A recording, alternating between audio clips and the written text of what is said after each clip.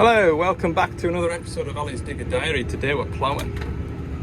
Saturday, I would call it evening now, 5:45. Been on for about an hour. And finally, getting some tractor in. Yeah, it's felt like a long time. But it's all coming back to us, look. It is. I love this job. This is my favourite thing to do. It's just nice and steady. And your favourite job, yeah, I've got a helper and all. So I'm just after dropping one of my little passengers off. And yeah, he's away for bed. We're gonna, we need to unlock this now. Do that. Unlock that, unlock the hydraulics. Click yes on there, go away, go away. Right, plough down, revs up, drop it in a second please. There we go, 2B, 4-wheel drive's on. Good, right. So yeah, what I like about ploughing is there's a bit of a science to it. And you don't just turn up and put the plough in the field. Well, you do for a couple of runs, but I'm just looking now that the sun's in a certain spot and I've came back into the field. You can see that every second run there's a divot, just on the nicer stuff, because over there it's heavy and over there it's quite heavy and horrible, and it was looking all right. But now we're on the lighter ground. I need to make some adjustments. So that is, yeah, this pass here. So when I'm coming back up the way, I need to make an adjustment. Everything else looks all right. It's okay. It's all right. I have just sort of turned up this afternoon and taken over. But yeah, I just want to turn the front furrow in a bit more. It's taking a bit more of a bite. And that'll then leave, because the idea of ploughing is it's like a reset, totally resetting the field. So you're taking all the compaction out to about 7 or 8 inches, and you're turning all the soil over. So none of this has been sprayed off, there's no glyphosate or anything like that. All the weeds get thrown into the bottom and they're dead. Simple as that. But it's apparently it's been not very environmentally friendly ploughing, because you release carbon into the atmosphere when you're ploughing. So we'll get to the end of this pass, we'll turn the plough over, and I need to turn a shackle line, and that's where it stops. It's like a mechanical stop, and you turn this to adjust it. So we need to drop that side down a few turns and see if that improves it for action. Right, so I've adjusted that. I've just checked the lift arm as well, and that one was wound out ever so slightly more than that side, so that's equaled up. Our top link's floating as it should be. You should be doing all the pulling off the lift arms. We'll go and try that now. If you look at it coming up the field, it looks alright, acceptable, but let's see now. I've made that adjustment. Let's see how it looks. So we'll just come to a stop. There, look, isn't it? Looks alright to me. Could do without that being there though. Power harrow and munch that up. Yeah, it's a bit heavy over this side of the field, and it wants a good bit of drying on it. So the wind and the sun, it'll be fit to, I would say it'll be fit to drill tomorrow afternoon, this time tomorrow maybe. But no, it's going lovely. A bit of bird spot. That one's a seagull. Oh, that's a seagull. Seagull. I think there's a crow somewhere near the back. Magnificent. So you can see through these dirty windows, there's a mark all the way along here. We've got one along here, up that far headland, and then along the top. And that tells me when to drop my plough and lift it in. So basically, when my back wheel runs over it, I press the down button and then hold the down button so it bites in, fills that first furrow at the ins and outs, and then that makes it the same all the way along the field, and then the same at the top end, and then that way where the V is, so where the V is, that's where your furrow is going to be, that's going to fill that hole basically when you're ploughing out the headlands. We won't get that far this evening, I don't think. I'm just going to be on till dark. Another thing that can affect how straight your ploughing is ripping up a tram line like we are just now. You can see the steering wheels wobbling a bit. And that can affect your ploughing. That's looking a bit better now, I think. I think one's set down a bit deeper. Go down a touch more.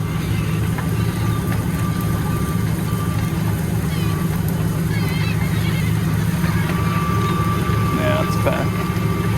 I'm happier at that.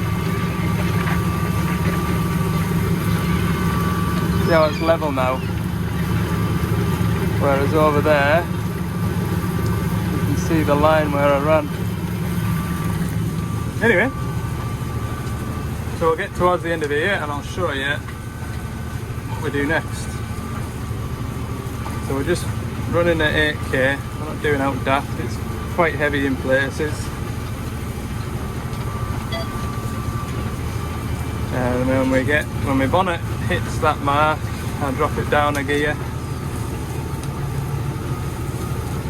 And then we'll drop it down another gear. And then when my plough gets to that mark, we lift it up. Try and keep moving while we're lifting up. We turn towards the ploughing, i.e. that way. Reverse. We do this much faster. This is for the benefit of the camera. Turn the plough over. And head back towards our furrow here. And we need to be square on with the furrow, otherwise you end up with like a kink at your ins and outs. And that just gets worse and worse and worse. So get yourself nice and square. And then as I come across this ripple here, we're going to drop down and build the revs up, and we filled that furrow in again. Can you see? Maybe didn't. And then we head all the way back down again. I love it. The process of it. It's fantastic. Looking out the back window most of the time.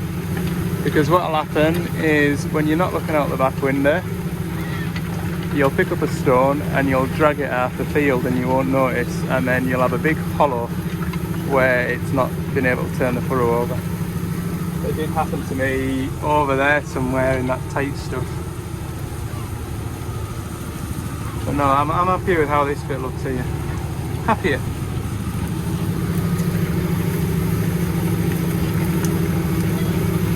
Lovely.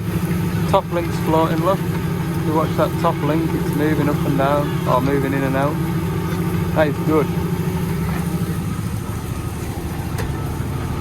Anyway, I'll keep at this. I'll try and straighten it up so I've got something nice to show you. It's not too bad, like. That's alright. And yeah. I'll pick you back up when we're a little bit further across the field. Not bad for a plant mechanic, hey? Absolutely beautiful. So you see, when I was telling you about not being lined up properly when you're pulling back into your furrow at your ins and outs, you see how it flicks off there? That's because I wasn't squared up properly. It's easy sorted, but if you keep doing the same thing over and over again, you end up with more and more and more. So when I come to the end of this run, I'll almost be trying to ride up out of the furrow just to make sure that I pull straight through it. I'll show you when we get there. This is lovely soil up this end. It really is. Making me look good anyway. Right. As we head up here, you can see it a bit better now, that little kink.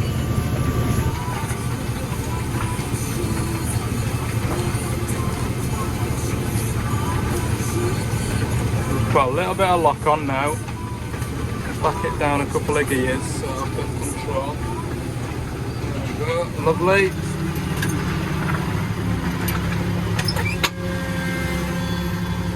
Should have been moving when I lifted that up, but I wasn't.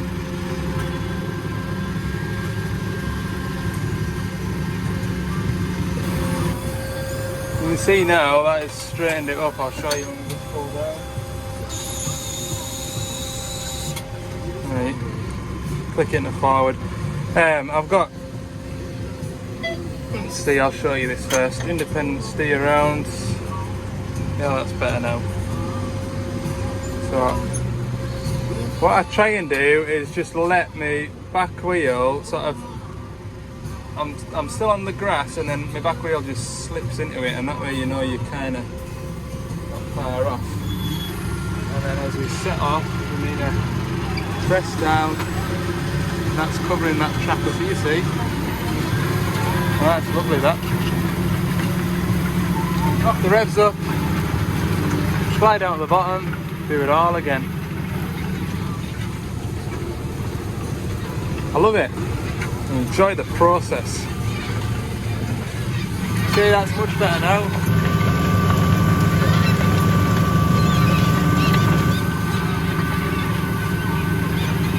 Really happy with that. It's so nice when it goes well. So satisfying. So yeah,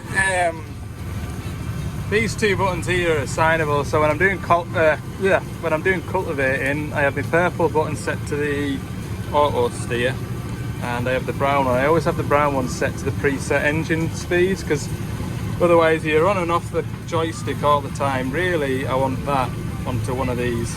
And I'm pretty sure there's a way of doing it by going into the thing here, and I can make that, whatever's on that, which is turn my plough over and widen it, I can put that on these two here. But the problem is I'll forget to set it back to how it was, because I won't be doing this tomorrow, and the boss will be all confused. They're pulling pipes out the back and all sorts. But anyway, this is me assignable buttons here, and you can see I've got two engine revs preset. So the purple one's for when I'm on the headland, and then I don't need to like feather the clutch, I can just keep my feet on the floor. And then the brown button is my higher preset for when I'm at work. Drop down a couple of gears.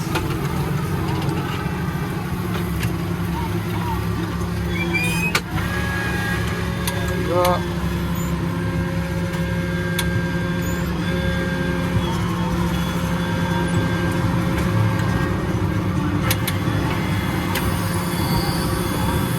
Got a bit of Chris Stapleton on, like, a bit of country.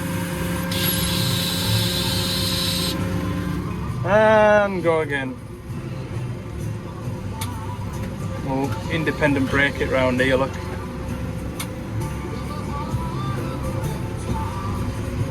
That'll do.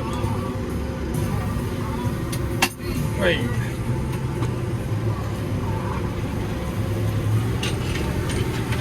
So I only put the revs on when I'm back in the furrow. See how that one's got a kink out the opposite way? That's because I wasn't square, look. It's not too Jurassic, that.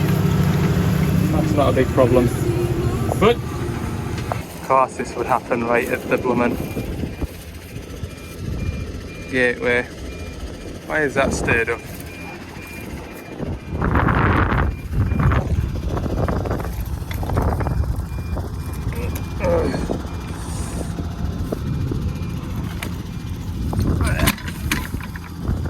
Right, and now I need to try and match that back in, because that's right in the gateway where everybody's going to see it.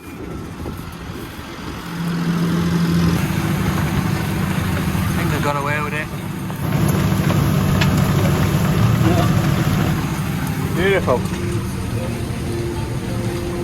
Oh, so pleasant. Alright, we're not looking too bad. So what I'm doing, I mentioned earlier that I can turn the plough over on this and I can also suck the plough in. So if I do that, you can see the plough is changing shape. That's called vary width. So I normally run it about there. And as I'm taking some of the wiggles out, I'm just nudging this ever so slightly so it widens the plough out for the bits that need taken out, or sucking it back in for the bits that don't need as much taken off, just to try and straighten it up. And works a treat. And then once everything's nice and straight, then you don't need to touch anything. But because I've been not paying attention, I've got some straightening up to do. Pull that off.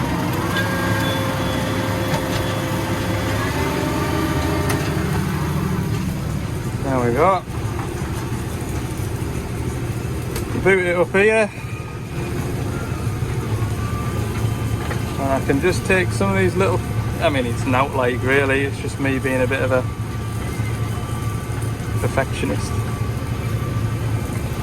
I mean, at the end of the day, all that matters is that it's level.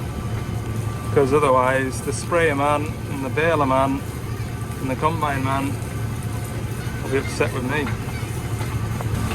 And there we go, I've got it straight again. It takes about 6 passes before you get it squared up, and a lot of concentrating. But it's lovely. The sun's going down, I'm only going to do this till it goes dark like, and then travel back to the farm, and I will see you all on Monday morning. What are we doing on Monday? I've got it booked up, haven't I? Ah yes, 30-ton digger service, and we've got that Adblue fault to cure as well on that loading shovel. So I'll see you all on Monday morning. I'm happy like I am, so happy. Love doing it. Love to be out. See you on Monday. Good morning everybody, it's Monday. And we're back on the tools again. Oh, what a shame. I might get a decent finish tonight and go and sit back on the plough again. Anyway, this morning, first job is this box here. Is an Adblue quality sensor. You'll see it, look. There you go. That bit down there is the quality sensor. We've got a level float here. I'm going to change that. Simple, eh? Please do open this door to have a quick look inside. We've got a P-clip holding the wiring for this light here. And we've also got a P-clip holding the Adblue tank breather pipe as well. So I need to take them off, otherwise I'll just rip it off. Be in a million pieces. Right, me and the driver got the tank cover taken off. And we're right on top of it now. I know it looks terrible, but it's not as bad as it looks. It isn't, so I'm just going to undo these straps here for the tank so I can move them out the way. We'll get these 3 pipes taken off. There's a plug here to come off, pop it out. Job's a peach. You could say, oh well, why didn't they just put a cover over the top that unbolts and then you can just get straight in above it? But to be fair, I'm going to use a set of filter pliers because I haven't got the special tool to unlock it like I do with the DL420-7 one. So I'll probably want to be like this anyway, rather than trying to do it through a hole in the top. And it really isn't that bad to take off like that.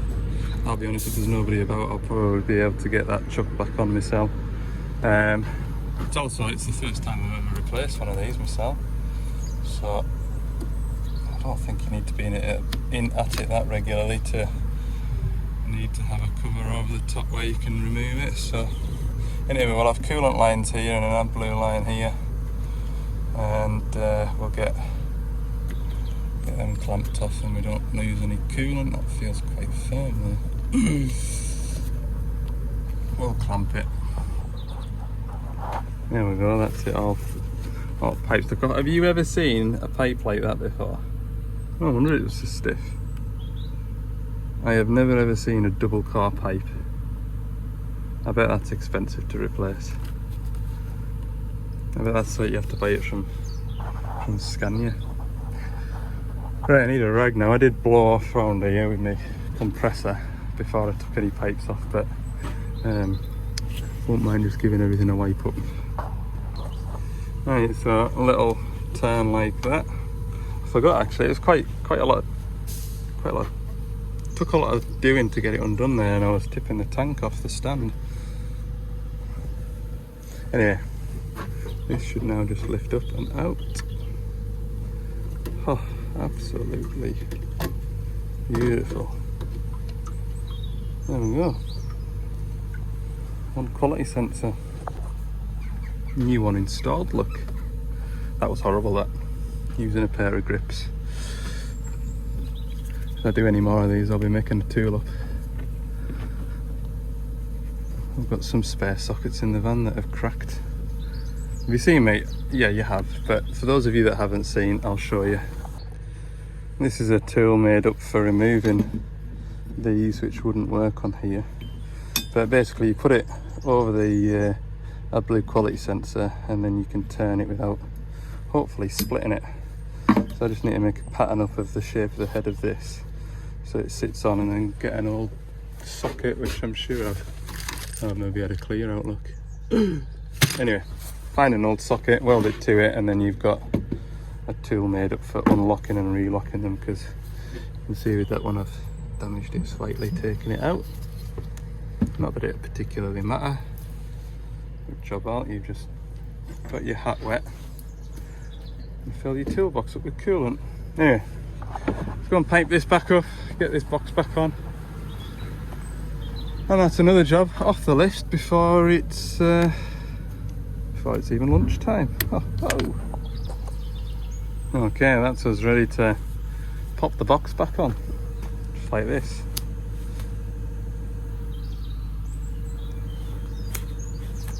Oh, stupid YouTube tricks. Right, I did manage that on my own. Wasn't too bad.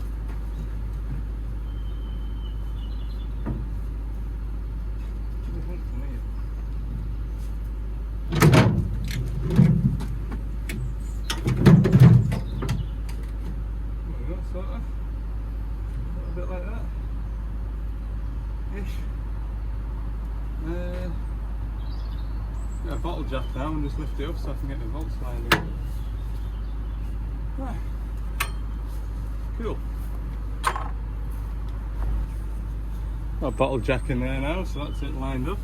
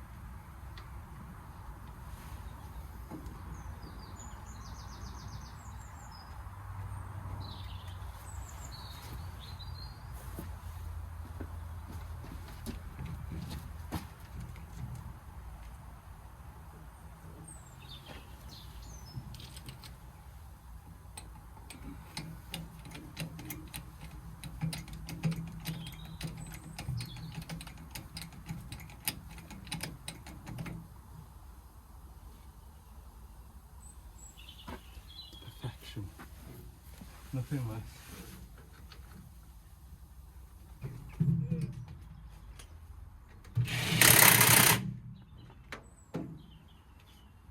Beautiful.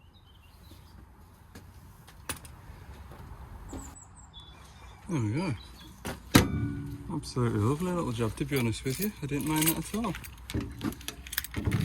Anyway, we'll see if it's all been worth it now, because we'll chuck the tools where they live and put the laptop on it and make sure that that is reading 32-ish%, because the other day it was reading 28.5, 29, wasn't it?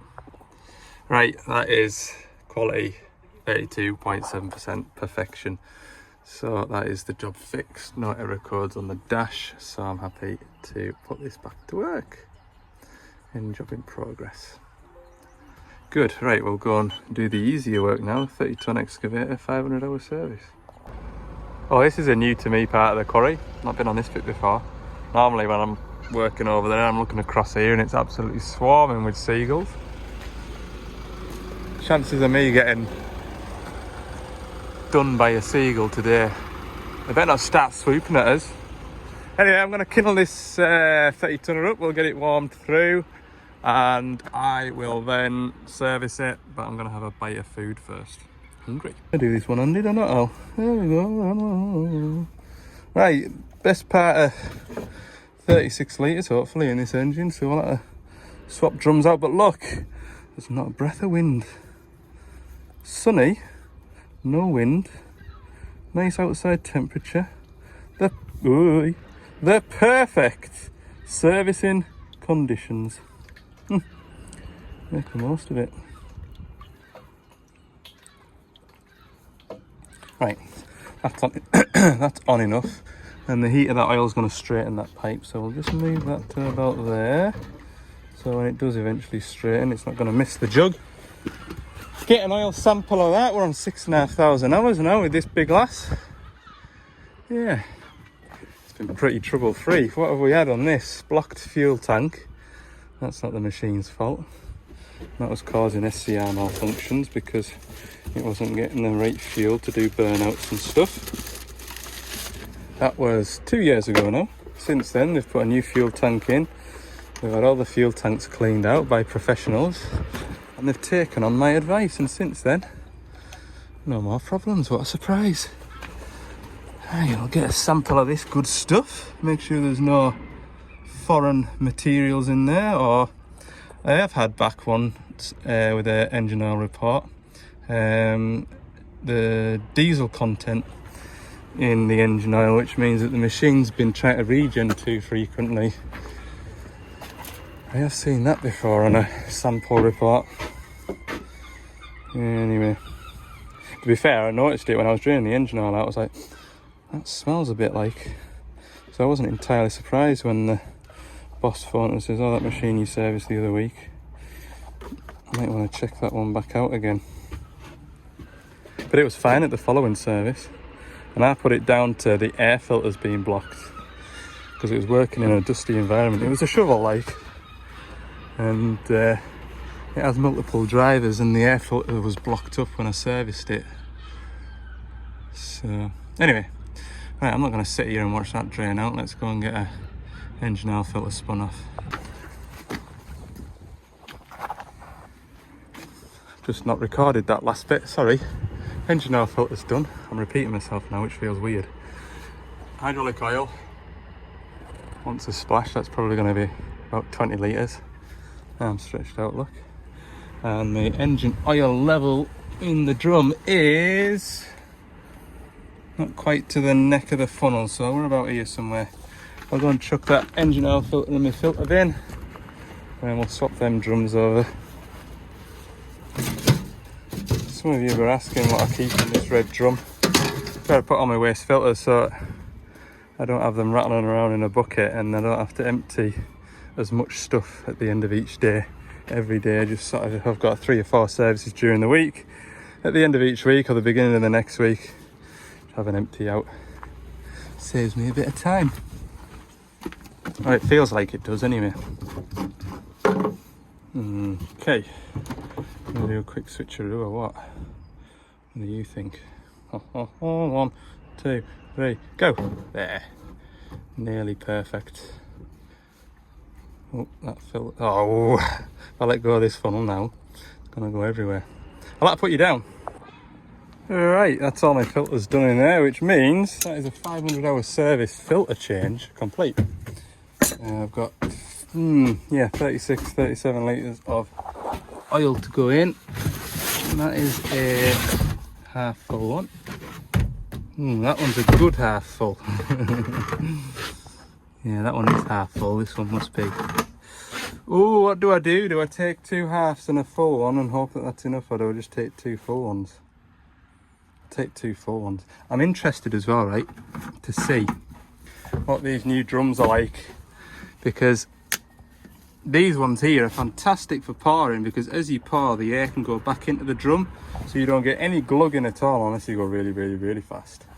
But it looks like they've done away with that in these new drums, and that really upsets me. Another thing that's annoying is that's going to be a blooming set of filter pliers to open every time, whereas with these you just pull the seal off and you're in. That's annoying. Right, we're going to have a go with the new drum. I know this is probably tedious for you, but it's when you're doing this job day in, day out, it's the little things that make your life easy, and I've got a feeling these new drums are going to be a backward step. Aye, it's a glugger. I'd normally just be able to hold that there and it'd pour in at a nice steady rate with that one. It's a good job it's a good filler neck. Oh, why did they have to do that? Hopefully it's just we've run out of those drums. We'll just have to put it in these drums situation. Tell you what, I will give it though. It's got a lovely bit in there for putting your hand for lifting the drum up. Yes, join me again next week for an oil drum review. You're welcome. Oh no, you're all dying to see it, but there's the comparison. Easy look. I think it's going to take the full 20 litres. This is the hydraulic oil, by the way, for those of you that didn't know.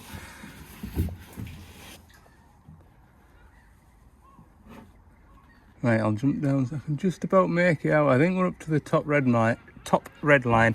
I'll be happy if it's between the two red lines anyway. I generally like to put them all the way up to the top. Perfect. That'll be fine. It's a smidge over the top red marker, but oh, we're slightly leaning downhill as well. Anyway.